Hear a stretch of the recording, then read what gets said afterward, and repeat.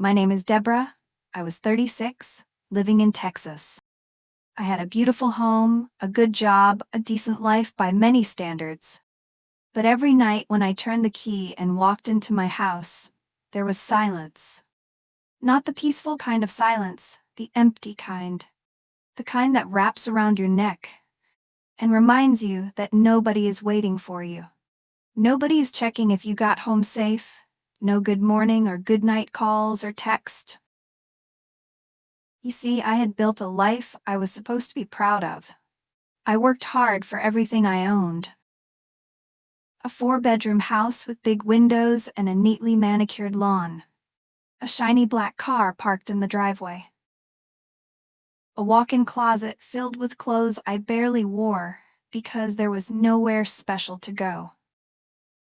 But none of that mattered when loneliness crept in at night. My friends were married, some with 2 or 3 kids. My colleagues at work were always sharing stories about their children. My son started soccer practice. My husband booked us a weekend getaway. My daughter lost her first tooth. And me, I went home alone every day, every night. I would smile when they shared their stories. I would laugh and nod along. But deep down, I felt invisible. Weekends were the hardest, Sundays especially. Sundays were for family brunches and lazy afternoons watching movies together. For me, Sundays were spent cleaning the house that didn't need cleaning, cooking meals I wouldn't finish, and sitting on the couch with my thoughts as my only company. It wasn't that I didn't try dating. I did.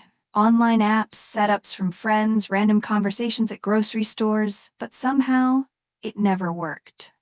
Maybe I wasn't enough, maybe I was too much, maybe it just wasn't my time. But after so many years of waiting, I started to get tired. Tired of going to weddings alone.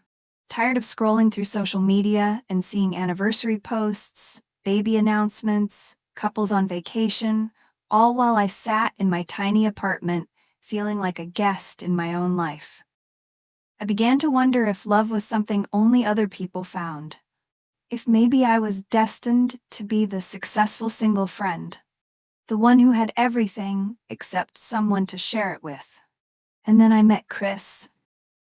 It was a Tuesday evening when I met him. I wasn't looking for anything or anyone. Although love and dating was always on my mind, I wasn't actively thinking about it. I had just finished my usual workout and was wiping sweat off my forehead when I noticed him. Chris? He was standing by the water cooler, sipping from a bottle, eyes scanning the room like he was waiting for someone.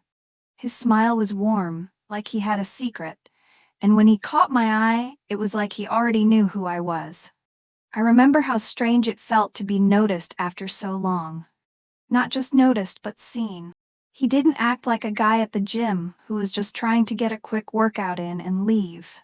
He wasn't scanning his phone. He wasn't talking about his muscles. He was just there.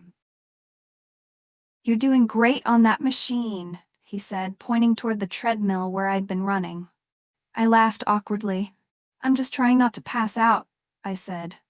He chuckled. "You seem to be handling it pretty well. I'm Chris, by the way." "Debra," I said, offering a smile. We made small talk about the gym, about our routines, about the type of music we liked. I didn't think much of it at first, just a friendly chat. But something about the way he looked at me, with that easy, open expression, made me feel special. A couple of days later, Chris texted me, just a simple message. "Hey, I was thinking about our conversation the other day. Maybe we could grab a coffee sometime." No pressure. No big deal. It was just coffee. But that was the beginning of everything. We met the next weekend at a coffee shop, and from there, things moved quickly. Chris was easy to talk to. He had this way of making me laugh, of drawing me out. He wasn't like the men I had met before, who seemed to treat dating as some kind of game. He wasn't rushing to impress me. He wasn't trying too hard. Or maybe I had been lonely for too long to see otherwise. For the first time in years, I felt like maybe, just maybe, I wasn't meant to be alone in this world. I was falling. We talked every day after that. We went out on regular dates, dinner, movies, walks in the park. He was thoughtful, considerate, and seemed to be genuinely interested in everything I had to say. He would leave sweet notes for me to find, and I started noticing the little things he did. Holding the door open for me, carrying my bag when I was tired, making sure I had everything I needed. Chris was everything I thought I needed. I didn't know it at the time, but he was also everything I thought I wanted. The days with Chris felt like a dream. I couldn't have asked for a better partner, or so I thought. He was everything I had been missing. Everything I had longed for. He was there in a way that no one had been before. The love bombing started almost immediately, but I loved it. The constant attention, the constant affection, it was intoxicating. Every morning I would wake up to sweet messages, sometimes with a picture of him smiling, sometimes with a quote about love that felt tailor-made for us. He would tell me how much I meant to him and how special I was. When he came over to my house, he would bring flowers, not the cheap kind, but full bouquets of lilies or roses that would fill the room with their fragrance. Sometimes he'd surprise me with dinner, cooked with so much care that I almost felt guilty for not being the one in the kitchen. He was thoughtful in ways I never expected. He remembered things about me, like how I liked my coffee just a little stronger than usual, or how I always carried a certain lip balm in my purse. He seemed to take such joy in making me happy. It wasn't just the grand gestures, though. It was the small ones, too.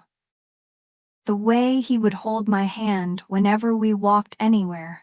The way he'd pull me close to him on the couch just because he could. The way his eyes would soften when he looked at me. It was like he was seeing me, truly seeing me, for the first time. I felt cherished. I had spent so long feeling invisible, overlooked by the men I had dated before. But Chris made me feel like the only woman in the world. When he kissed me, it was tender. He made me believe for the first time in years that maybe this was what true love looked like. We spent weekends together, often at my house. He would spend time with me doing little things like fixing things around the house or helping me organize. I'd cook dinner, and we'd sit together at the table, talking about everything and nothing. He would listen with such attention, and I would find myself sharing parts of my life that I hadn't shared with anyone in years. In the beginning, I was swept away by it all, his sweetness, his affection, his warmth. It was everything I had hoped for and more. But even in those moments of perfect happiness, I began to feel the nagging thought in the back of my mind. Why was he so perfect? I had grown so used to men who would offer only part of themselves. They would show interest for a while and then back away as if I wasn't worth the whole picture. But Chris gave me everything, and it felt like too much to be real. Still, I brushed the thought aside. Who was I to question it? After all, wasn't this everything I had always wanted?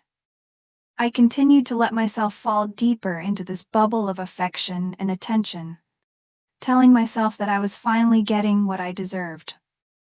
But soon, the little cracks started to show. It didn't take long before Chris moved in with me. He had been spending so much time at my place anyway, and the idea of him staying over felt natural. He made it seem so easy, so logical. He had even mentioned how much he loved the space and how comfortable he felt with me. And I wanted it. I wanted him to be there. I had never felt this connected to someone in a long time. The thought of him being around all the time made me happy, made me feel safe. It was as if I had finally found someone who could be my everything. But I began to notice small things that didn't add up. At first, I chalked it up to minor issues that would be fixed with time. I mean, no relationship is perfect, right? But looking back, I see now that there were glaring red flags, and I turned a blind eye to them. I was too invested in the idea of us to see what was right in front of me. One of the first things that stood out was how often Chris would ask for money. He would need some extra cash for business ventures, he'd say. Sometimes it was just a little, other times more. Every few weeks there seemed to be an urgent need for funds, a reason for him to ask. And I would give it to him, without hesitation. I told myself that it was no big deal, that we were building something together, but deep down, a voice whispered that something wasn't right. He had never been upfront about his finances, and every time I asked about his work, he would deflect. He'd mention his business trips but was vague about the details. I accepted it, thinking maybe he just didn't want to burden me with his worries. And then there were the missing valuables. It started slowly at first, a necklace I hadn't seen in a while. A pair of earrings that I was sure I had placed on the bathroom counter. But I told myself I must have misplaced them. I had been so busy with work and life that I didn't always keep track of everything. But as time went on, the missing items added up. Gold bracelets, a watch I had inherited from my grandmother. Little things that were meaningful to me. Things I would never normally lose track of. But I convinced myself I was just being careless, that I was stressed and hadn't noticed where I had put them. Chris, on the other hand, always seemed to have an excuse. Whenever I mentioned something was missing, he would say, "Maybe you left it somewhere, babe. It happens." But I knew something was off. Despite all of this, there was something in the way he looked at me that kept me tethered to him. He would give me that smile, the one that made everything else fade away, and I would forget the nagging doubts in the back of my mind. He was so good at making me feel like I was being unreasonable, like I was imagining things. The lies piled up. He would tell me that his business trips were necessary, that he was working hard to provide for us. But when I asked for more details, he would get defensive or change the subject. Every time he came back from one of his trips, he'd have a new excuse for why he couldn't stay longer or why he had to leave again so soon. And yet, I made excuses for him. I told myself that he had his own life, his own struggles, and that I should respect his privacy. I wanted to believe him. I needed to believe him.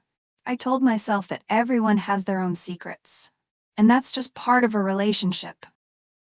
I was in love, and love makes you blind to the truth, or at least, that's what I kept telling myself. The more I gave, the more he took. It wasn't just money, it was my time, my trust, my heart. Every day I invested more into this relationship, and every day, the cracks deepened. One evening, after Chris had gone out for one of his business trips, I noticed something odd. A small box that had once contained a gold necklace was gone. I hadn't even realized I still had the box until I looked at the empty space on the shelf. It was the final straw. I confronted him when he got back. "Chris, I've been noticing a lot of my things are gone. My jewelry, my watch, have you seen them?" I asked, trying to keep my voice steady. His face twisted in confusion, and then he gave me that smile, that calm, almost practiced smile. "I think you're just stressing, babe. You probably misplaced them, you know how it is." But the doubt settled deep in my gut. I knew I wasn't imagining things, but I wasn't ready to follow him up. I wasn't ready to face the truth. Instead, I buried my feelings deep down, telling myself it was just a phase, that things would get better. He would change. I would change. Together we'd build something beautiful. But deep down I knew the truth. I just wasn't ready to admit it yet. The lies began to unravel, slowly at first, like the loose threads of a sweater that had been pulled too tightly. I had tried to ignore the signs, but reality started to pierce through the comfortable bubble I had built around myself. Chris had always been so charming, so smooth. His words were like honey, and his presence like a drug. He knew just what to say to make me feel safe and loved. But behind all of that, something wasn't right. And it was getting harder to ignore. It wasn't until one late evening, when I returned home earlier than usual from work, that everything began to fall apart. Chris was taking a shower. His phone was lying on the kitchen counter, face up, with a message notification visible. I had never been one to snoop, but in that moment, curiosity got the better of me. I picked up his phone and saw the name Jesse flashing on the screen. I felt my heart stop for a second. The message read, "I miss you, babe. How's the trip going? Can't wait to see you soon." I stared at the phone in disbelief. Jesse? Who was Jesse, and why was she texting him like that? I tried to push the worry down, but my heart was already racing. I couldn't breathe properly, the air around me thick with the tension that had been building for weeks. I didn't want to jump to conclusions, but my gut was telling me something wasn't right. Chris walked in towards me, as with his towel wrapped around his waist, his usual smile fading the moment he saw me standing in the kitchen, holding his phone. "What's this?" I asked, trying to keep my voice steady, even though my hands were trembling. Chris froze, his eyes quickly darting from the phone to my face. For a moment he didn't say anything. Then, with an attempt at casualness, he shrugged. "Oh, that's just a friend from work. Don't worry about it," he said, trying to lean in for a hug. But I wasn't buying it. "Why are you texting her like that?" I pressed, my voice shaking now. "What's going on, Chris? Tell me the truth. I am not a fool," I said sternly. He tried to laugh it off, but I could hear the unease in his voice. "It's nothing, Debra. Seriously, just a friend, nothing more." But I wasn't so sure anymore. Something in his eyes had shifted. The sincerity I had once seen in him was gone, replaced by a flicker of guilt. It was subtle, but it was there. I handed him the phone and walked away, feeling the tears burn in the back of my eyes. I had hoped for so long that I was wrong, that I was just being paranoid, but this felt different. That night, I stayed up late, waiting for Chris to come back to our bed. But when he did, there was no apology, no explanation. Just silence and a countenance couldn't read. The night was long and lonely, I could barely sleep. The next day I decided I couldn't ignore it any longer.